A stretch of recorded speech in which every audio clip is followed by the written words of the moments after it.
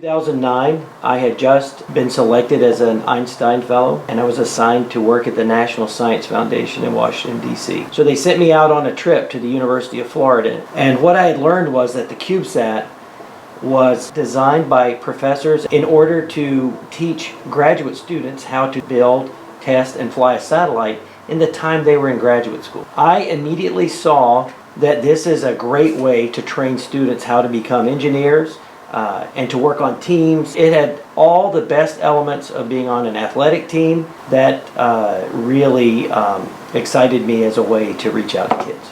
My name is Nanako Kondo, and I recently became the official videographer for the CubeSat development team.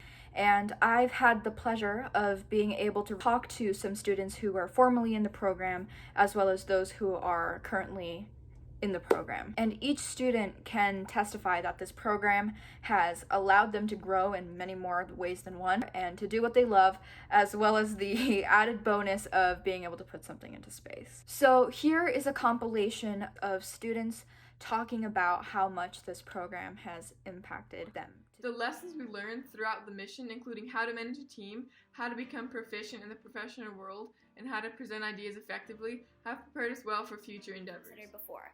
Additionally, it has given me opportunities to meet new and interesting people in the STEM field.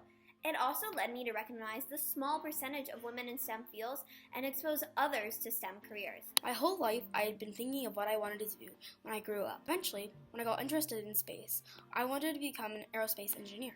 By joining the WISE CubeSat development team, I got that opportunity. I realized that I really liked engineering and aerospace, and that I wanted to pursue a career in that field. I've attended many different conferences, and I was also the co-investigator of a CubeSat mission called the Solar Sat 1. Being on the Wolverine CubeSat development team has even caused me to know what I want to be when I grow up, which is an aeronautical engineer. By being on the team, I now have become more confident and prepared for what's next. I've learned many new and exciting things, ranging from astrophysics to public policy. I've also developed a plethora of skills, such as being able to network with companies and writing technical papers for various events. Now I'm doing projects that I thought I'd never be doing in my whole life. From being in this program, I've spoken on behalf of the AIAA in Congress. I've been to China for a competition, and currently I'm a team leader for a new project involving Lunar rover. Looking back now, it was one of the best decisions that I've ever made, because in the past 3 years, I've done some of the best and most valuable work of my life, and I have this program mainly to thank for it. And most importantly, it has taught me that anyone, if they put a lot of effort, a lot of hard work into something, can really do anything that they put their mind to, anything that they want to do. And that's really, I think, the most important thing. These programs have taught me not only about STEM, but also how to be a hard worker. These programs have also taught me how to gain confidence. But now, when I grow up, I want to be an aerospace or aeronautical engineer. I'm very excited for the new missions that I will have. Being a part of this team makes me feel confident, excited, and ready to take on middle school. What we do in this program is interesting, impressive, and very unique. We flew to Seattle with our satellite, and we worked in a clean room. 6 students and I unpacked, tested for the last time. We said our goodbyes. We went through an integration plan where we loaded the satellite into the actual container that would deploy our satellite on orbit. And this apparatus that we were loaded into was mated on top of a Falcon 9, and it was called the Free Flyer. Some local students here at Palm Beach Gardens anxiously awaited a science project to launch up into space.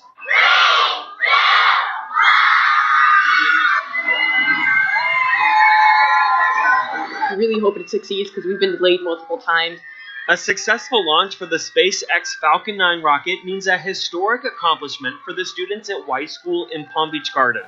So, December 1st comes along, and we're supposed to launch on December 1st or 2nd. It had been scrubbed a few times. So I go there, and they take us out to the launch pad at night. I want to say on December 1st, I got to tour, and I took some pretty good photos as close as they'd let me get to the rocket that would carry our satellite. And then we were delayed one more day, but December 3rd, beautiful blue sky morning. We're out at the VIP stand, and it was, I want to say 10:49. So it launches. I was on the plane flying back home that night when I saw that we were receiving telemetry from our satellites. Now, because of the momentum we had from WISAT 1, the subsequent students were allowed to build their own teams, and then we applied to NASA. In the fall of 2018, we actually submitted 5 CubeSat proposals and 1 proposal for our lunar rover. But one was our CapSat proposal, and I'm really pleased to say the co-investigator was a 7th grader named Samer Alhoushi. So right now, I'm currently developing a CubeSat mission, the CapSat-1, that was selected in March of 2019. And I worked with 2 other teammates that were in my same grade on the CapSat-1 mission for its proposal. At the actual presentation near the end, when they announced that the CapSat-1 was selected, it was all just really incredible. I was sort of speechless when it happened, but I'm definitely really grateful. So having ridiculous dreams is awesome, but you've got to put the work behind it. There's a difference between having a dream and being delusional, and that is how much effort you are willing to put into it. I try to encourage students, no matter what it is, if you want it, just go out and get it and work for it. Just because the student next to you gets a subject in, say, a class easier than you do, does not mean that you're bad at it.